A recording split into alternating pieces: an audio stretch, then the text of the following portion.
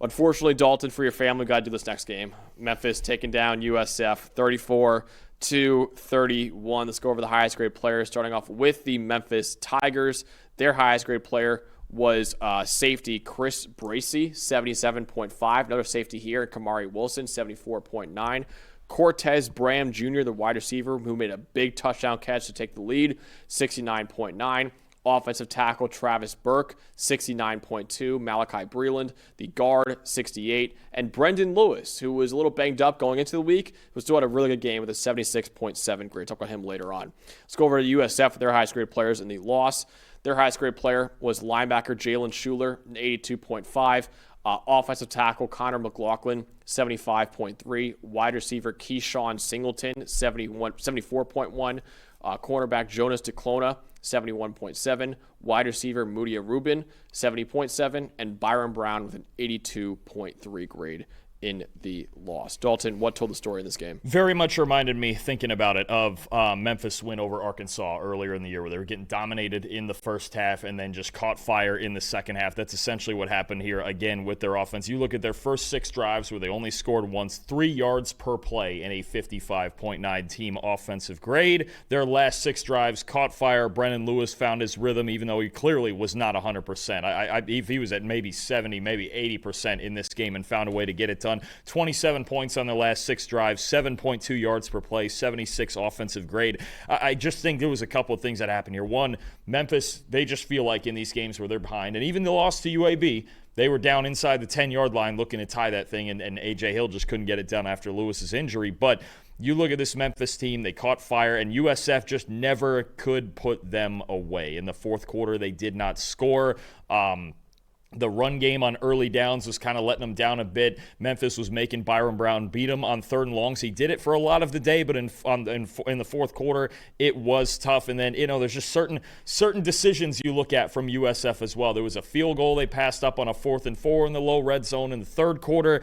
The decision at the very end to try to take a shot at the end zone with 10 seconds left, and that cost them 10 yards with the holding penalty. That might have been the difference in them tying the game or not, because a kick from 42 is obviously a lot easier than 52. This was one of a couple games we saw like this, just the kind of right confluence of events to blow a 14-point late lead, right? But credit Memphis and Brendan Lewis and their offense just got raging hot in the second half. And when you look at that experience of doing the same thing against Arkansas and just finding a way to make one more play than the other team and getting your hot offense going, they did the same thing here in this game. It's a huge win for Memphis to get back on track after losing a game they shouldn't have lost to UAB last week. Yeah, my stat is very similar. It's the fourth quarter difference in this one. So Memphis, like you mentioned before, was down 14 points heading into the fourth quarter, and they ended up going on a 17-0 run to end up winning this game. They outgained USF 221 yards to 89 in the fourth quarter of this one. An incredible job by the offense and defense for the Memphis Tigers. They averaged 8.5 yards per play. USF only averaged 4.5 yards per play. It felt like the nail might have gone into Memphis' coffin once they missed a field goal in the third quarter, and then USF on the very next play scored a 73-yard touchdown, but the Tigers immediately responded with a touchdown drive of their own, and they never looked back after that either. So unbelievable resilience by Ryan Silverfield's team in this game to never truly give up in this one. Going down by 14, going into the fourth quarter, and to have that 17-0 run like that in that fourth quarter, and the way they played in that fourth quarter offensively and defensively, just a great job of the Tigers all around. And the defense making stands when they had to. All 3 drives from USF in the fourth quarter, one of them into Memphis territory, the next one right around midfield, and then the missed field goal, just like in that Arkansas game when they got maybe the defining play of their season with that forced fumble on Mike Washington at the end. There was just the stands when they have to happen, right? Maybe you're not always going to play elite defense, especially against a USF offense like this, but can you make the stops when they matter? Memphis made 3 stops when they mattered in this game, all at the right time. And you mentioned 17-0 in the fourth quarter. That's the results of it. A big reason they did outscore them, though, and I've been telling you this, is that I like this USF defense that Todd Orlando's got going. This is the best defense they've had since this staff has been there. But there's just not quite enough pass rush in certain moments. And if you don't have a pass rush, a really good quarterback like Brendan Lewis can hurt you.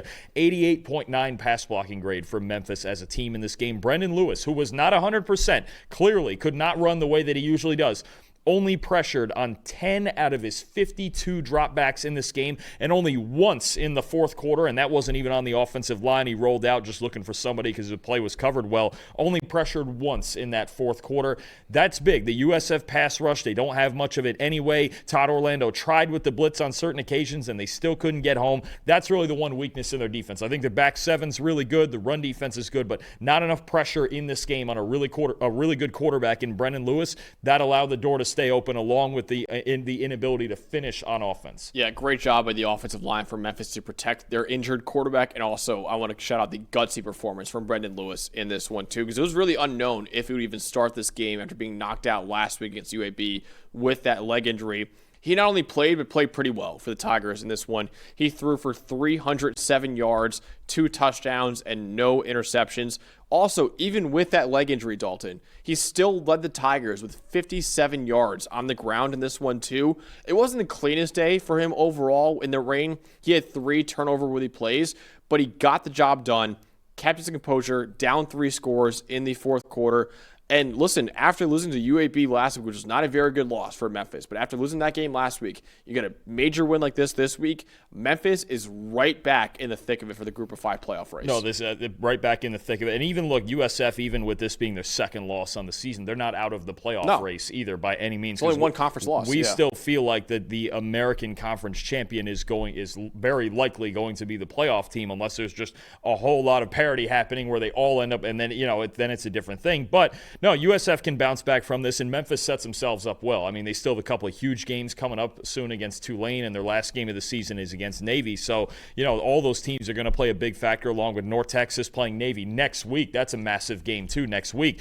We're going to be covering all 5 of these teams that we're talking about here in the American, because there's such huge games every week. And look, they're going to look like 50-50 games. Just like this one. When Memphis plays Tulane, it's going to be similar. It's probably going to come down to a last-second field goal or something like that. When they play Navy, same thing. These are going to be tough games between really good teams, and this is only the start of the roller coaster. Yeah, big game coming up on November 7th with Tulane against Memphis in that one. That should be a really fun game. And spoiler right now, we'll get to the top 25 later on in the show. Those are the only 2 Group of 5 teams that I have in my top 25 right now is Tulane and Memphis. So and even with this loss, USF is probably not very far off. They were there. Legit 26 for me. Yeah. I mean, it's just a really good football game between 2 teams that, one of them just didn't quite finish when they had the opportunity on the road, and that's the difference sometimes in making the playoff and not. But we'll see if they can bounce back. They got a huge game against that. USF plays Navy in a couple weeks as well. That's really the biggest game of their season now at this point. Yeah, we'll be covering a lot of American games here on the show. We'll do actually on the Tuesday preview show. We'll get to that later on in the show too. But big win for Memphis over USF, getting their season back on track with a 34-31 win over the Bulls.